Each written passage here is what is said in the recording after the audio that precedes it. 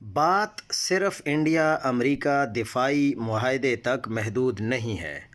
ریوٹرز اور CNBC نے report کیا ہے کہ امریکہ اور بھارت کا نیا تجارتی معاہدہ دفاعی ڈیل سے آگے بڑھ کر پاکستانی معیشت کو کچلنے والا ہے۔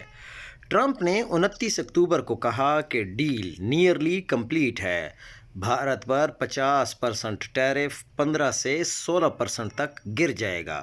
بدلے میں روس سے 1.6 ملین بیرل تیل روزانہ کم خریدے گا۔ سال 2025 میں بھارت کی امریکہ سے تجارت $132.2 بلین تک پہنچ چکی، جبکہ پاکستان کی صرف $5.2 بلین ہے۔ سال 2030 تک 500 بلین کا ہدف بھارت کو علاقے کا غنڈہ بنا دے گا۔ نومبر ایسیان سمٹ میں سائن ہونے والا یہ معاہدہ ہماری ایکسپورٹس کو مزید کچل دے گا، جبکہ ہم IMF کی 7.2 بلین کا قسط کے لیے ہاتھ پھیلا رہے ہیں۔